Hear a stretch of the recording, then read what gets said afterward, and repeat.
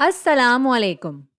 तो यहाँ मौजूद है एक इंसान और मैंने इनका चेहरा बनाया है और यहाँ नीले रंग से मैंने बनाया है इनका वॉइस बॉक्स। अब मैं आपको दिखाना चाहूँगी कि क्या होता है जब आप बनाते हैं ये छोटा सा मॉलिक्यूल ऑक्सीजन का और फिर इसके पूरे सफ़र को पढ़ते हैं और देखते हैं। तो ये इस्तेमाल होगा सांस लेने में यानी ब्रीदिंग में, नाक के ज़रिए या फिर मुंह के ज़रिए। और जिस तरह से भी हो हम जानते हैं कि इसको जाना एक ही जगह पर है। ठीक है, अब ये है हमारी नाक जो जा रही है गले के या हलक के पीछे वाले हिस्से में और हमारा मुंह या माउथ भी जाता है यहीं। लेकिन इन दोनों में होंगे कुछ फर्क। तो इस तरह से आपकी नाक में यहाँ होंगे कुछ बाल। और नाक के बालों के बारे में अक्सर लोग सोचते हैं कि भाई इनका काम है ही क्या, आखिर ये होते ही क्यों हैं, ये क्या करते हैं। तो ये नाक के बाल जो हैं ये होते हैं फिल्टर करने के निज़ाम का हिस्सा। फिल्टर से मुराद है छानना। तो नाक में या हवा में जो भी गंदगी या बड़े ज़रात होते हैं वो फिल्टर हो जाते हैं, नाक के बालों की वजह से छन जाते हैं और साफ हवा हमारे अंदर जाती है। और नाक में एक और चीज़ पाई जाती है, वो हरे रंग का मवाद जिससे हमें काफ़ी घिन आती है। इसको म्यूकस भी कहा जाता है। ये म्यूकस जो है ये अच्छा होता है छोटे ज़रात के लिए, क्योंकि ये बहुत चिपचिपा होता है और धूल मिट्टी के छोटे ज़रात इससे चिपक जाते हैं और वो आसानी साफ़ किए जाते हैं इसके साथ। तो इस तरह हमारे अंदर जो हवा जाती है होती है साफ़ या होती है फ़िल्टर। अब अगर आप मवाज़ना करें उस हवा का जो नाक से अंदर गई हो उस हवा से जो मुंह से अंदर गई है, तो जो मुंह वाली है वो थोड़ी सी ज़्यादा गंदी होगी, क्योंकि मुंह से हवा के अंदर जाते हुए इस पर कोई फ़िल्टर नहीं होता मौजूद। अब अगर आप सफाई करते हैं अपनी नाक की, तो वो एक तरह से आप साफ़ करते हैं अपने फ़िल्टर के निज़ाम को। तो अब नाक की सफाई को आप एक नए नज़रिए से ले सकते हैं। तो अब हवा जो है वो पहुंचती है हलक के पीछे वाले हिस्से पर। तो एयर या हवा जाएगी इस तरफ से यहाँ और छोटा ऑक्सीजन का मॉलिक्यूल जो है वो पहुंचेगा हलक के पीछे वाली जगह पर। अब एक और दिलचस्प फर्क जो है वो ये है कि ऑक्सीजन और जो हवा अंदर जाएगी वो दूसरी तरह से भी मुख्तलिफ होगी। ये ज़्यादा साफ तो होगी ही अगर नाक के ज़रिए जाए, लेकिन दोनों सूरतों में नाक या मुंह ये होगी थोड़ी सी गर्म भी यानी वार्म, और ज़्यादा नमी वाली भी यानी मॉइस्ट। तो ये भी है एक फ़र्क, इस हवा में जो बाहर है और इस हवा में जो अंदर जा चुकी है। बाहर ये ठंडी भी होती है और खुश्क भी। तो ये इख्तिलाफ़ात या डिफरेंसेस हैं जो हम देखते हैं हवा में। ठीक है, अब जो है हवा और ये मॉलिक्यूल ऑक्सीजन का, इनके पास है चॉइस, इनकी पसंद और नापसंद। अब ये जा सकते हैं दो रास्तों में से एक रास्ते पर। पहला जो है वो हो सकता है लैरिंग्स, जो मैं यहाँ बनाऊंगी। ये रहा हमारा लैरिंग्स, इसको हम वॉइस बॉक्स भी कहते हैं। और लैरिंग्स के ऊपर मौजूद होता है एपिग्लॉटिस। ये जो है ये महफूज करता है एक तरह से लैरिंग्स को कि किसी भी किस्म का खाना या पानी इसके अंदर ना चला जाए। अब यहाँ पर एक और ट्यूब भी होती है जो ये रही यहाँ पर। ये पर्पल ट्यूब जो है ये है एसोफेगस, इसको ईसोफेगस भी कहते हैं। ये एसोफेगस जो है ये बेहतरीन होता है खाने और पानी जैसी चीज़ों के लिए।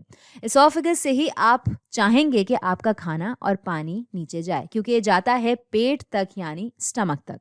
और आप हरगिज़ नहीं चाहेंगे कि खाना और पानी जाए लैरिंग्स में। और इस सिलसिले में आप चाहेंगे कि एपिग्लॉटिस जो है, जो ढक्कन की तरह काम करता है, वो अपना काम सही तरह से करता रहे। तो जब भी आप खाना खाते हैं या पानी पीते हैं तो ये एपिग्लॉटिस जो है ये पूरी तरह कवर करता है लैरिंग्स को, ढांपता है एक तरह से लैरिंग्स को, ताकि इसमें कुछ चला ना जाए। तो यहाँ पर तो खाने पीने की बात हो ही नहीं रही, हम बात कर रहे हैं एक छोटे से ऑक्सीजन के मॉलिक्यूल की। तो हम अब इसका सफ़र देखते हैं नीचे की तरफ और देखते हैं कि क्या होता है। तो अब हम जाते हैं थोड़ा नीचे और मैं आपको दिखाना चाहती हूँ कि ऑक्सीजन का जो मॉलिक्यूल है इसने खुद ही एक दिलचस्प सा रास्ता बना लिया है। इसने एक अहम हद को तोड़ा है और वो हद या बाउंड्री है यहाँ इधर। और इस बाउंड्री में सर फहरिस्त है लैरिंग्स और बाकी चीज़ें जिनके बारे में हमने बात की है, मुंह और नाक। और इसे हम समझते हैं रेस्पिरेटरी ट्रैक्ट का ऊपरी हिस्सा। तो कोई भी चीज़ इस डैश से ऊपर कहलाती है अपर रेस्पिरेटरी ट्रैक्ट का हिस्सा, या कहलाता है अपर रेस्पिरेटरी ट्रैक्ट। और जाहिर है कि आप समझ गए होंगे कि कोई भी चीज़ इस लाइन या लकीर से नीचे जो है वो होगी लोअर रेस्पिरेटरी ट्रैक्ट। तो ये है एक ज़रूरी बाउंड्री जब लोग बात करेंगे अपर और लोअर रेस्पिरेटरी ट्रैक्ट की। मैं चाहती हूँ कि आपको पता चले कि क्या चीज़ और कौन सी चीज़ किस तरफ है। तो सबसे ऊपर जो है वो है लैरिंक्स, कुछ भी यहाँ से ऊपर, और इसके नीचे जो है वो है ट्रैकिया। ये मैं यहाँ लिख लेती हूँ। तो यहाँ पर है ट्रैकिया, इसको विंड पाइप भी कहते हैं। और इससे नीचे चीज़ें जिसमें आते हैं फेफड़े, और भी चीज़ें हैं जो आती हैं जो हम साथ साथ देखते चले जाएंगे। तो अब हम जाएंगे मज़ीद नीचे। अब आपको मालूम है कि होती हैं हदें या बाउंड्रीज। अब हम आते हैं लंग्स पर।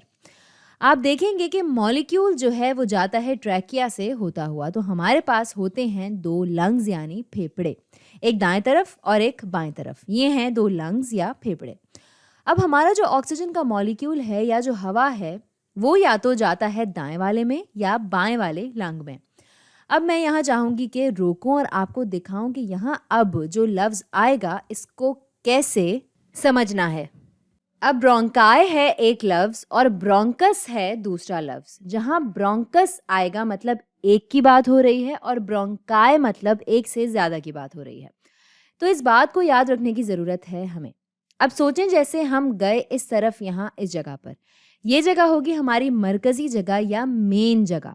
तो अगर हम यहाँ जाते हैं, जैसे हमारा ऑक्सीजन का मॉलिक्यूल या हवा का मॉलिक्यूल गया इधर, तो हम कहेंगे कि ये गया है हमारे बाएं मरकज़ी ब्रोंकस में, मतलब लेफ्ट मेन ब्रोंकस। और अगर हम जाते हैं मज़ीद आगे, जैसे यहाँ नीचे की तरफ, तो बजाय इसके कि हम इसे कहें मेन या मरकज़ी, हम इसे कहेंगे लोबार। लोबार ये है अहम लफ्ज़। यहाँ हम कहेंगे बाएं लोबार ब्रोंकस, हम कहेंगे लेफ्ट लोबार ब्रोंकस। और अगर मज़ीद नीचे जाना होगा तो हम कहेंगे सेगमेंटल। तो ये हैं वो अल्फाज जो हम इस्तेमाल करते हैं। तो ये आखिरी वाला जो है ये होगा बाएं सेगमेंटल ब्रोंकस यानी लेफ्ट सेगमेंटल ब्रोंकस। अब अगर मुझे बात करनी है इन दोनों की, यहाँ इस वाले की भी और इस वाले की भी, तो मैं कहूँगी ये हैं मेरे दाएं सेगमेंटल ब्रोंकाई यानी राइट सेगमेंटल ब्रोंकाई। अब हम इस्तेमाल करेंगे ये वाला लफ्ज़ क्योंकि हम बात कर रहे हैं एक से ज़्यादा ब्रोंकस की। तो ये है तरीक़ेकार नाम देने का। हम एक से ज़्यादा ब्रोंकस की बात करेंगे तो हम उसे ब्रोंकाई कहेंगे। एक और तरीका नाम देने का होता है कि आप इन्हें कहें प्राइमरी ब्रोंकस और सेकेंडरी ब्रोंकस और टर्शरी ब्रोंकस। तो आप ये भी इस्तेमाल कर सकते हैं, लेकिन मैं यहाँ मेन, लोबार और सेगमेंटल से ही चलूँगी क्योंकि मुझे लगता है कि ये ज़्यादा आसान है बोलना भी और याद रखना भी। अब थोड़ी सी और दिलचस्प चीज़ें हो रही हैं यहाँ पर। तो यहाँ पर ये पॉइंट या ये जगह कह लें, ये है कैरिना। तो इस कैरिना पर आकर बनता है आपका मेन दाएं और बाएं ब्रोंकस। इसको कैराइना भी कहते हैं और इसको कैरिना भी कहते हैं। अब एक चीज़ जो मैं बताना चाह रही हूँ यहाँ वो ये कि इसका दायां हिस्सा जो है वो जा रहा है ऐसे लंबाई में, या ये है वर्टिकल, और बायां हिस्सा थोड़ा सा जा रहा है लेटरल, या इस तरह से लंबाई में नहीं, थोड़ा सा जा रहा है साइडवेज, साइड की तरफ जा रहा है, थोड़ा सा साइड में। ठीक है, तो ये एक मज़े की चीज़ है जो हमें पता होनी चाहिए है। वैसे ही अगर कोई चीज़ वैसे ही नीचे की तरफ आ रही हो हलक से, जैसे कोई मूंगफली का टुकड़ा या कोई सिक्का वगैरह, अल्लाह ना करे, तो ज़्यादा मुमकिन है कि ये जाएगा इस तरफ, ग्रेविटी की वजह से ये जाएगा दाएं तरफ, क्योंकि ये राइट मेन ब्रोंकस जो है ये थोड़ा लंबाई में है लेफ्ट मेन ब्रोंकस से। तो ये एक छोटी सी दिलचस्प सी चीज़ है जो हमें पता होनी चाहिए, जैसे होता है फन फैक्ट वगैरह। अब हमें थोड़ा सा वक्फा लेना चाहिए जो कि हमने नहीं लिया, और इस बात को यकीनी बनाना चाहिए कि हमने इन सब के नाम सही तरह से पढ़े हैं या नहीं। याद रहे कि ये जो जगह है इसे कहते हैं कार्डियक नॉच, और ये अहम चीज़ है सीधे हाथ और उल्टे हाथ वाले फेफड़े में फ़र्क बताने के लिए कि कौन सा दाएं वाला है और कौन सा बाएं वाला। और जो दूसरी चीज़ है जो ये बताती है कि कौन सा है वो हैं लोब्स। जो राइट वाला है इसमें होते हैं अपर लोब, इसमें होते हैं मिडिल लोब और लोअर लोब, और लेफ्ट में यानी बाएं वाले में सिर्फ होते हैं अपर और लोअर लोब्स। तो ये भी बहुत अहम चीज़ है याद रखना। ये छोटी छोटी चीज़ें हैं जो हमें बाआसानी याद भी रहेंगी और हमें आसानी होगी दाएं और बाएं फेफड़े को पहचानने में। अब हम यहाँ रोकेंगे और इससे आगे बहुत ही तेज़ी से जाएंगे इसकी मज़ीद शाखें देखने के लिए, जिसे हम कहते हैं ब्रांचिंग पॉइंट्स। जहाँ-जहाँ शाख निकलती जाएगी इसे हम कहेंगे ब्रांचिंग पॉइंट। मिसाल के तौर पर यहाँ पर जैसे हमारे पास ये है ब्रांचिंग पॉइंट, ये 1, ये 2 और जा रहा है सेगमेंटल में, अब सेगमेंटल ब्रोंकाई, ये होगा तीसरा ब्रांच पॉइंट। तो अब यहाँ से हम तेज़ी से आगे जाएँगे ताकि हम देख सकें कि आगे कितने ब्रांचिंग पॉइंट्स हैं जो जाते हैं इस जगह तक जहाँ आखिर में होता है गैस का तबादला, जो कि है फेफड़ों का बिल्कुल आखिरी हिस्सा। तो चलते हैं।